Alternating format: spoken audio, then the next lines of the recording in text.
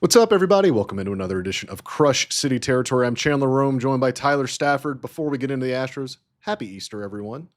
Tyler, you're dressed festive today. You look hmm like yourself. You are a dyed Easter egg. What did you and the fam? How did y'all celebrate Easter today? Uh, Celebrated is a strong word. We watched the Astros. We watched the end of that game over at my parents' house, but it was fun. We hunted for eggs. I did a classic. I hid the golden egg in my pocket for Olivia. Played hot and cold for that one. She couldn't find it. Classic. Got to show her the ropes on that one. But yeah, it was good. How about y'all? I I mean, guess I you're flew. I mean, I flew yeah. to Denver. I spent my. Congrats. I spent my Easter in at IAH. 2 minutes hmm to get through TSA, so everything's back to normal. Very happy about that. Oh, they let you do. Are you a clear or a pre-check guy? I'm pre-check, and pre-check's Yeah, open again. Uh, 2 minutes I straight don't through. I don't trust the clear. That seems that's too rich for my blood. I don't like having the little escort walk you down and stop the person in front of you in TSA pre-check. I'll stay in that line. Honestly, in my estimation, I fly a lot. Like in seeing what I have seen, like I do not think it saves as much time as maybe the price tag on it would suggest.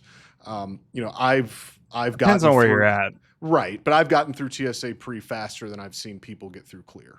Oh, And that's what I thought you meant pre-check versus not at all. oh And no I'm no like, no you no should no, definitely get pre-check. definitely get pre-check, definitely get pre-check. Pre-check rules. Yeah. Yeah, who wants to take their Uh, shoes off in a random place? mm, Absolutely I'm not not. taking my laptop out of here. I packed No. it in there already. No, I'm with you. I have this podcast mic in my carry-on. I now have two Oh, you laptops in do. my Look at you. I now have two laptops in my carry-on because with this beautiful new service we're running the podcast on. I have to do it on a different laptop. So I have two hmm laptops and a microphone in my backpack when I travel. So yeah, I'm not taking all that out. Pre-check for hmm life.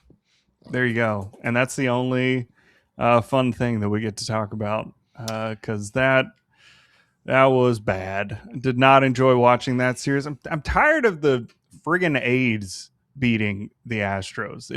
They're not good. They haven't been good this year. They haven't hit at all. They struck out constantly. And then you get into this series and they score 30 runs a game for some reason. And it's very frustrating. And they keep beating the Astros. And I'm tired of it. Somebody do something to where this is not, these are the games that you need to be piling up wins for later in the season. You missed the playoffs by one game last year. You cannot be losing 2 out of 3 to the Sacramento A's. Would you like some better news? Is there better news? Because that wasn't even the worst news of the weekend. What's Um, the better news? 6 of their next 10 games are against the Rockies. Well, normally I'd be excited about what they win. Maybe 55% of their games against the Rockies last year. I don't even know if they had a winning record. They ridiculous. Beat the bad teams. You had all the opportunities there, and they just for whatever reason they cannot beat the A's, and it's very frustrating. I'm going to hesitate putting the A's in the bad team basket. I don't think they are. Agreed. I don't think they are like elite or good, but they bang. Like they can really hit. Like that lineup up and down, like they can really, really hit. They can't pitch, as we all witnessed this weekend, but they can really hit. So not gonna kill them over this, but yeah. Look, Sunday was had to have been excruciating to watch if you have any emotional Mhm. investment in this team. A 12-10 loss in which the Astros. I mean, look, we're going to spend a lot of the next 35 minutes talking about pitching because that's kind of the dominant part of what is going on with this team right now. But we'd be remiss before if we didn't get to the offense. Like they just continue to put up just elite at bats after elite at bats. Like it sounds so cliche, but they have really demonstrated through 10 games that minus opening day, this is a team that with this lineup and the way that they are functioning right now, they're never out of a game. Like Nope. they are never out of a game. They came back from I think 3 different deficits today, and did it all with different guys doing stuff. Cam Smith had a big hit. Christian Walker hit a big homer today. Jordan Alvarez is obviously on another planet right now, but I think they deserve some kudos before we get into all of the misfortune that is befallen their pitching staff. Yeah, Jordan reaches base every time he walks up there. They either pitch around him or he hits one into, the stratosphere like he did today. Cam Smith is raking too. Christian Walker's looked great. The whole offense has looked really good. I don't know if you noticed on the broadcast, but they talked a whole lot about Altuve's K zone percentage. So I think people have caught on. Hey, something weird is going on here with Altuve, and sure enough, drew another walk today. Like that patient approach has been really good. I mean, yeah, you score 10 runs, you should be able to win that game. I mean, I guess now is the time we can talk about what is going on with Bryan Abreu. Why is he not getting outs? You want to go there first? I mean, we're here. We talked about how do you score 10 runs and not win a game. Yeah. What is happening? First of all, real quick for the Astros offense, just to give them the kudos that they deserve. They're going to enter play Monday at Coors Field with a 396 team on base percentage. The next closest team with an on base percentage, that's the best on base percentage in baseball. The next closest is the Milwaukee Brewers, and their on base percentage is 27 points lower. They have the highest OPS in baseball at 880. They're about to go into a ballpark where you hit anything in the air and you're probably getting a double. These numbers are probably only going to go up in these 3 games at Coors Field. So it's not going to look like this all season. So savor it while they have it. You take that back, Chandler. Why would you say that? They're going to score 10 runs a game every game. It's going to look this easy. And I completely agree with you about them not feeling out of it, because last year I would have told you Astros get down 1 or 2. I'm emotionally checked out. Like, this isn't happening. At no point during the game today did I think the Astros were not capable of coming back. I mean, I was frustrated watching them give up 5 and, lose the lead there. And then it got up to another 3-run lead, I think, at 9-6. But at no point did I think, oh, this is over. Like, I was still glued to the TV, which is a very different feeling from last year. I don't think I had that feeling once last season. The problem with all this is when you feel like you're never out of a game, the most deflating thing in the world is to mount the sort of comebacks that the Astros did today, 3 different comebacks, only to have your closer go out in the 10th inning and blow the game. It has not been the walk year that Bryan Abreu imagined. It's been the walk year. That's putting it mildly. Brother. That is putting it mildly about Bryan Abreu, who through now, it's just he's allowed 8 runs in 2 2/3 of an inning. He's walked 5 guys. He is, he had an outing where the velo was not there. It just, you always want a balance of it's early. You don't want to give up on a guy that quickly. And I think Bryan Abreu, for the most part, has earned some benefit of the doubt given how good he has been for this team the last 5 or 6 years. If this was, and I'll even say guys in the bullpen right now, if this was Brian King having these issues, then I think you'd be talking a little more drastically, only because he does not have that sustained track record of success.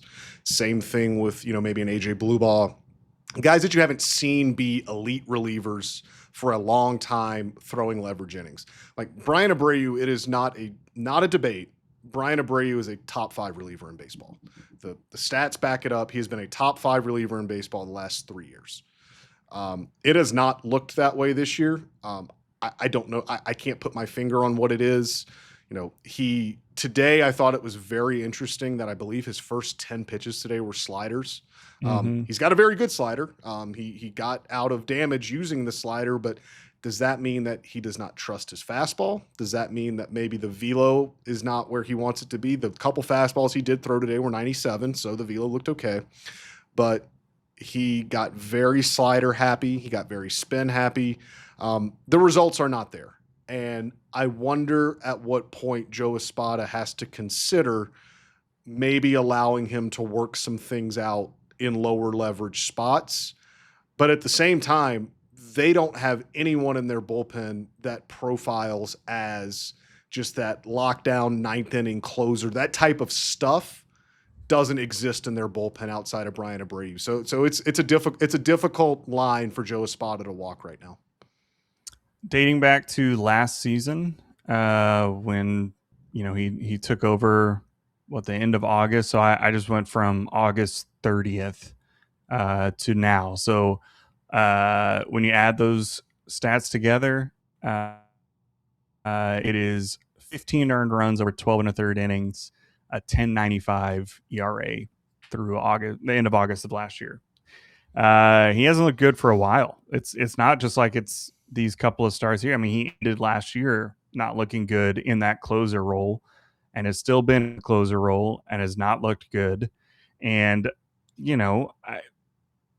I never want to speculate on the mental aspect of playing a sport. There's just not something that I am qualified to speak about, other than you can look and say there has been a difference in results for whatever reason. Now, again, reliever stuff fluctuates like crazy.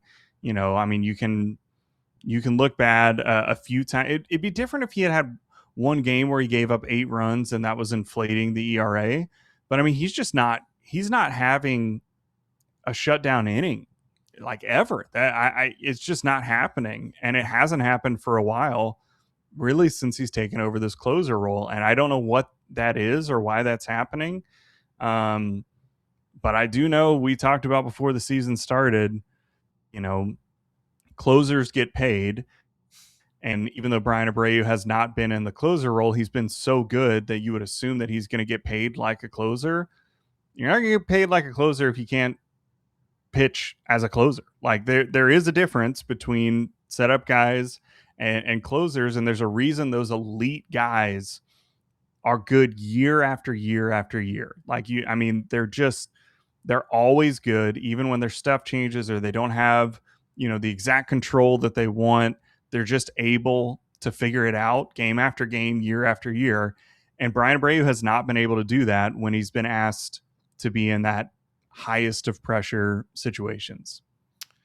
Last season, Bryan Abreu threw 19 and a third innings in the ninth inning last year. So he was in the ninth inning, 19 and a third of his innings. Opponents had a 742 OPS against him, and he had a 605 ERA in those ninth innings. Now, if you look at last year, when Josh Hader got hurt last year and they had to turn to Bryan Abreu to be the closer, he converted 7 of the 8 save opportunities he was given. So it's not as if he went out there and blew 15 saves. Like, he got the job done. Was it stressful? Yes. He seems to have a proclivity to walk the leadoff hitter a lot, and that's what's hurt him this year. Like, look, he's a guy, when you have the kind of stuff he has, if you hang a power slider, a good hitter who is going to be hunting anything up from a closer or a setup guy of his ilk, when you have his kind of stuff, he's going to give up homers. That's just part of it. Like, when you have 98 and you don't get the ride on it that you want and you leave it middle, like, good big league hitters are going to hit 98 out of the ballpark. Same thing with a hanging slider. Like, he gives up homers. It happens. The walks and everything around the homers are more problematic in my eyes. And so, it's a tough place to be for Joe and Josh Miller, the pitching coach, because you would, like, I don't think it's a stretch to say, like, they don't have any better options stuff wise to go out there in a save situation in the ninth inning. But also, you wonder how tenable this is, because I get it. It's only been 4 outings, and that's nothing in the life of a reliever. But it's getting tough. It's going to get tougher for them to rationalize keeping on giving him save opportunities. Yeah, he threw 4 fastballs today. 3 of them were not remotely close. 2 were so bad that they don't even show up on the Baseball Savant pitch chart. They were so out of the zone. And the 4th one was the walk-off home run. He had no confidence in the fastball, which means he's a one-pitch pitcher, which means no one is going to swing at anything that's starting in the zone. You either have to get it up or throw those strikes, and he wasn't able to really do that with his slider either. And he doesn't normally. Like, the point of that slider is to wipe out below the zone and to get whiffs. But if you can't locate your fastball, then nobody has to respect the slider, so they can just, wait for and again, the one fastball he threw in the strike zone today got hit out of the stadium. He had no confidence in it. And you can't do that when you're a two-pitch pitcher. I don't care how good the stuff is. Major league hitters are able to sit on a pitch and punish you for it. And it's horrific timing for Bryan Abreu. You kind of alluded to it earlier. This is his walk year. This is his platform year. He's going into free agency this winter. You mentioned, we talked about it earlier. I wrote about this in spring training that, he is going to, as he should, he is going to sell himself as a closer this winter because of his age, because of what he has done. The statistics he has compiled show he is a top 5 reliever in the sport, and you get paid as such when you have closing experience. And this was going to be a big test for him.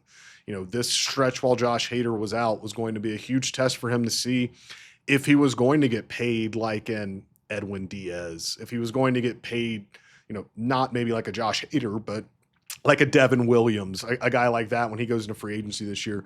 It has been so bad so early that these numbers are going to be pretty unsalvageable, at least for the first half. He could be elite from tomorrow on, and these numbers may remain inflated for the rest of the first half of the year just because it's been that bad. But how can he wear that belt? That belt, I don't understand. Like, how is that allowed? It's so neon yellow. I think it's like Dubon's people. Remember when Dubon wore all those belts? But there's different rules for pitchers. Like, you can't wear certain jewelry because of the way that the light reflects off. It's it's so distracting on TV. I don't know how it's not distracting for a hitter. It's so weird that he's wearing that. And listen, baseball is nothing if not superstitious. The belt has to go. You're going to have to get a different belt before the next time you get out. I need just a plain black belt. Let's start there, and then we can work our way up to the hype beast belt again. But you got to earn it. So you're blaming the belt. That's the official stance of this podcast. Is that you're blaming? You know what? If it works, everyone is going to love me for it. Well, I need a belt change. It's an outward sign of an inward decision. You're focusing back on the basics here. We're going to start there. We're going to locate the fastball. We're going to grab a black belt, and we're going to keep working up from there. I'll give him the message. I'll pass along the message. Thank you. Tomorrow in Colorado. As painful as it was to watch that center cut fastball Bryan Abreu threw to Brent Rooker go out to left field, that wasn't even the worst blow of the day that the Astros sustained. About 2 hours before this afternoon's game, the Astros announced that Hunter Brown is headed to the 15-day injured list with what they described as a right shoulder strain. Joe Espada, I was not in Sacramento, so Joe Espada told the reporters that were in Sacramento that Hunter Brown felt something on Friday while he was doing his throwing program, just said something didn't feel right. He said that they had imaging done in Sacramento, and then after they got that imaging back, they sent him back to Houston to be evaluated by team doctors. I presume there will be more imaging done because you can never image too much, as we know a lot.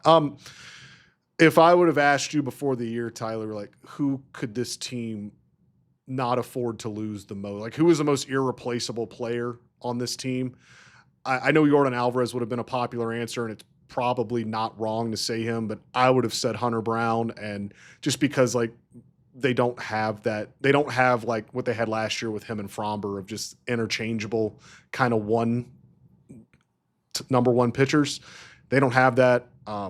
This is a seismic loss for the Astros, no matter how long he's out, because look, I mean, even if they say tomorrow it's best case scenario and, they think it's only going to be a short stint, I can almost guarantee you he ain't touching a baseball for the next week and a half. He's going to need an additional time to ramp up.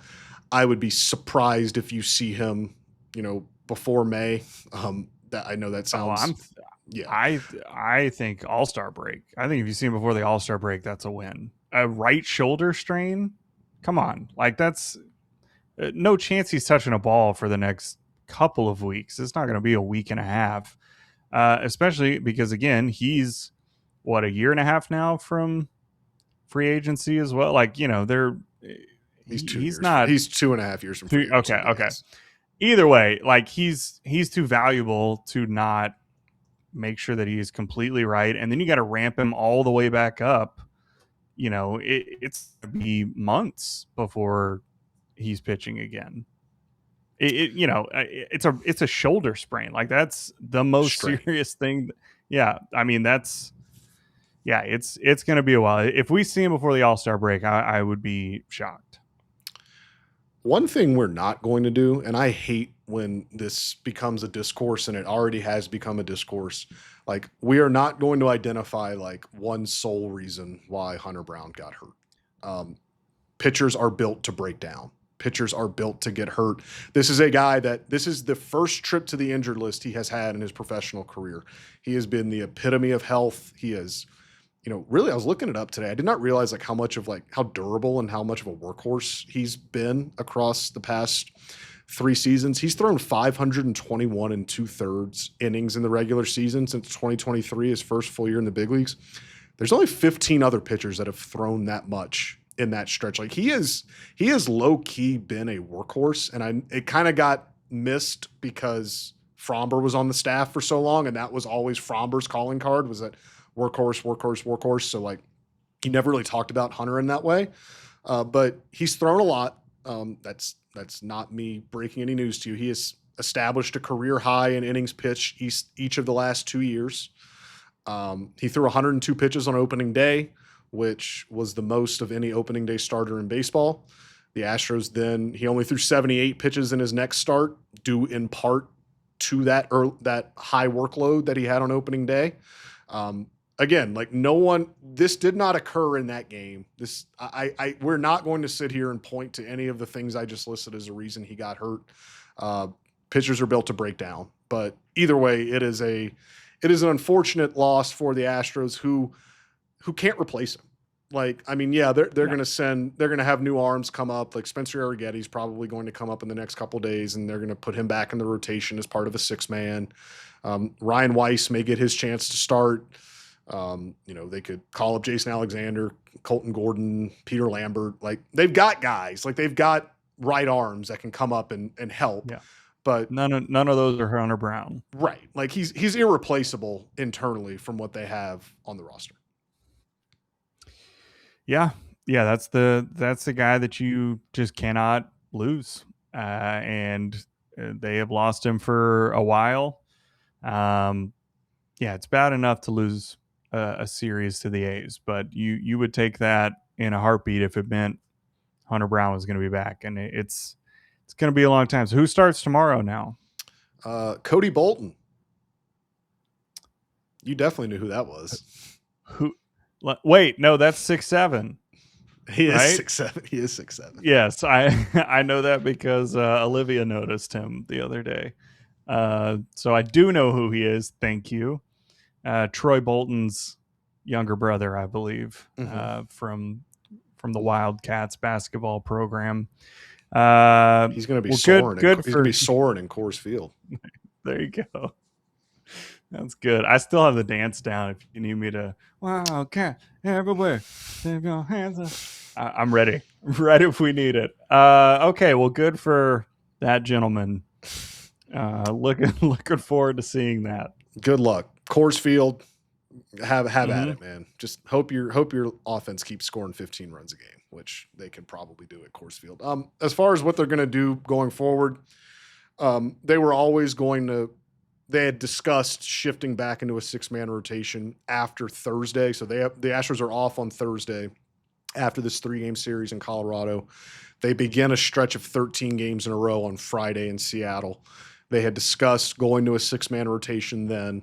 They could still do that. Spencer Arrigetti is a pretty obvious, logical choice to be a part of that, and he's pitched pretty well in his two outings in AAA thus far. So you've got that. They've got Ryan Weiss, who he's probably not stretched out to 80, 85 pitches, but he could probably give them, 4 or 5 innings as an opener kind of guy and then they could build him up naturally.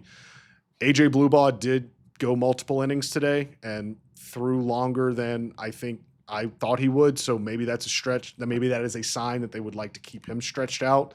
I think it was longer than he thought he would too. Yeah. Going back out for that inning. Well, when your starter only gives you 4 innings, then that's a problem. But yeah, this is why they did what they did in the offseason of getting all these guys, getting all this depth that they could, be in this position in case something like this happens. Now, they did not envision Hunter Brown being the guy that got hurt because, again, like you can't prepare for this in the offseason. Like you can't just go sign another reigning Cy Young finalist to come, replace your ace. So it's going to put a lot of pressure on Christian Javier. I mean, you could have re-signed one, but you know how they operate. You know who owns this just team. saying, you say it's impossible. They did it. They had one that already played for them. No, yeah. I don't disagree, but it's just money. Like I don't disagree. It's certainly something they could have done.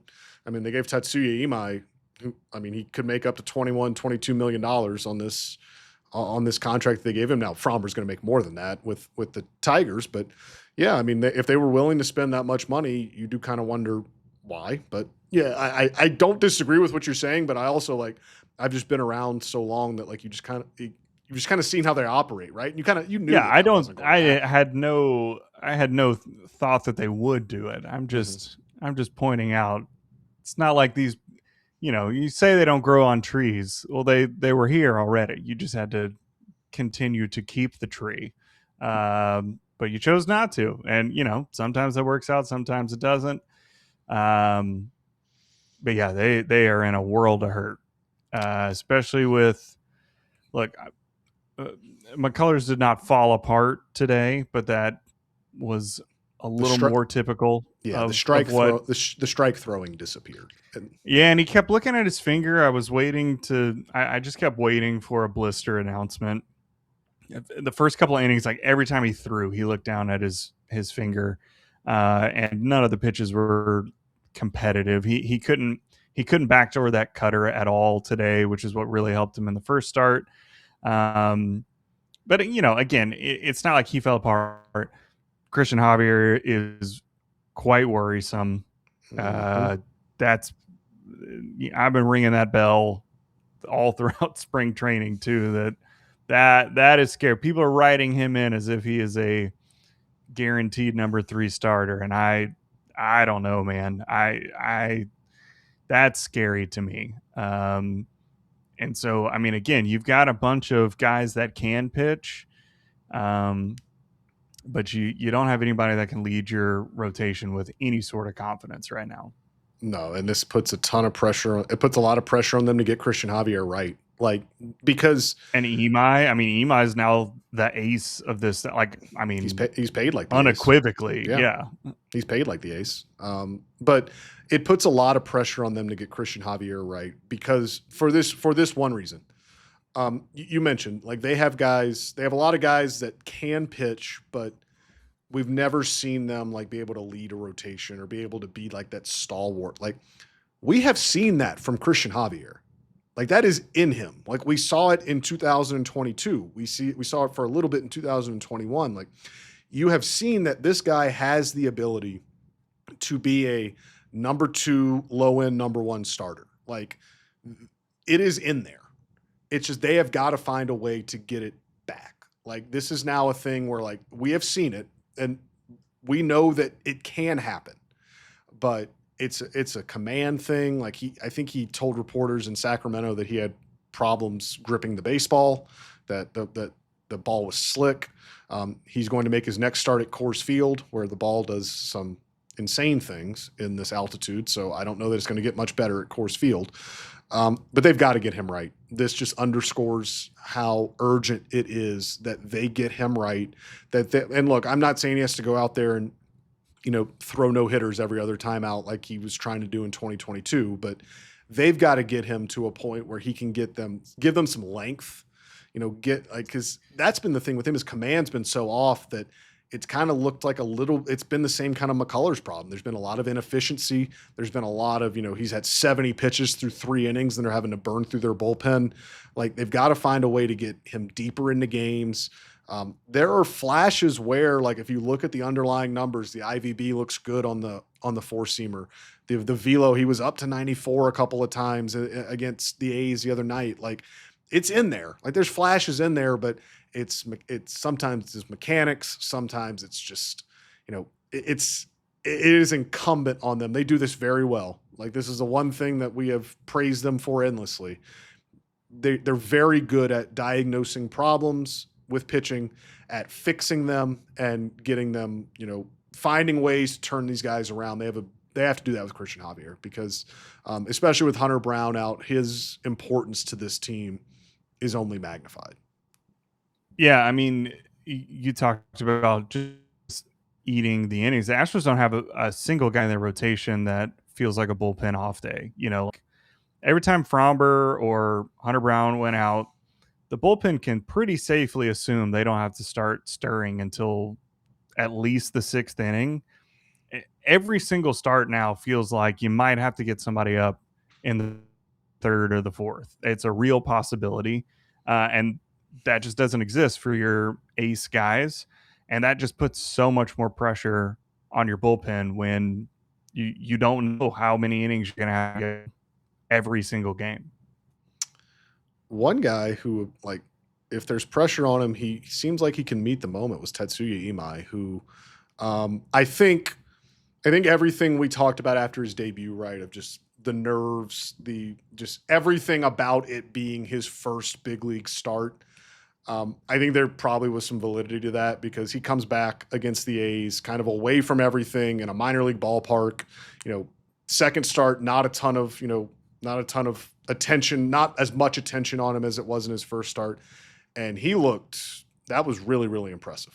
The slider was as advertised, gets, 12 whiffs on the 26 swings that were taken against his slider, gets them deep into the game through strikes, which he did not do in his debut. And it was something that they kind of knew he could do. Like, they did not have any worries about him throwing strikes. The fact that he did not do that in his debut was a little bit just weird to them, but he got back to everything that they needed him to get back to. They get that version of Tatsuya Imai. It's not going to completely, wipe away the sting of losing Hunter Brown, but it'll help. What a crazy pitch that slider is. Yeah. I mean, what a weird looking pitch. You see the one that, it was going arm side. He was like a screwball that he was throwing. Statcast has no idea what to call it. That it was constantly confusing it for a splitter or a slider or whatever. It's so much fun to watch that. And I don't know how you prepare against that either, because that pitch just doesn't exist. You kind of have to see it for the first time. But yeah, he rebounded. He looked really good. And again, against an A's team that, even though they hadn't been hitting coming into the series, clearly they can, because they hit against everybody else that the Astros threw out there. But Imai was able to shut him down, and they desperately need that version of Imai going forward. I mean, he almost has to pitch into the 6th of every game that he's in. There's a ton of pressure on him to lead that rotation and eating innings and being effective and keeping the pitch count low. And he did really well with that in the start. I just noticed I misspelled Tatsuya Imai's name on this banner. I apologize to Tatsuya. That's just me not being able to spell. But if you're watching on YouTube, I'm sure you've commented about it already. So, yeah, a lot of pressure on him. A lot of pressure on Lance McCullers too. Lance McCullers Jr. too, honestly. I mean, we have seen it. It's in there. Like a week ago, he threw 7 innings and struck out 9 and allowed 1 run against the Red Sox. Like, it's in there. Like, he can do it. And I know not everything is equated to paychecks here, but I mean, we're talking about Imai, we're talking about Javier, we're talking about McCullers. Those 3 guys are taking up like a sizable chunk of your payroll, and they need to perform as such. And it's pretty cut and dried that these three guys need to be the guys that are going to, carry this thing however long Hunter Brown's out, for no other reason than we have seen them all. Well, Javier and McCullers, we've seen them do it before. Imai has had a lot of success at NPB.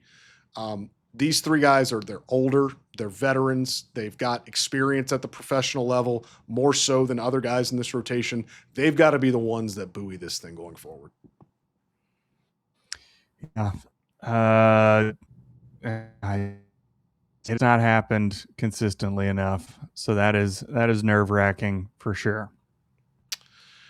So, what any struggling, beleaguered, injury-ravaged pitching staff needs is to come play 3 games at Coors Field, which the Astros will do this week against the Colorado Rockies, who remain very, very, very bad at baseball. I don't think they're as bad as they were last year, but they're still not very good. They're still going to flirt with 100 losses. They're going to face Michael Lorenzen, Ryan Feltner, and one other guy. I forgot already. If the Astros, original Shohei Ohtani, Michael Lorenzen, who, hey, Team Italy god in the WBC.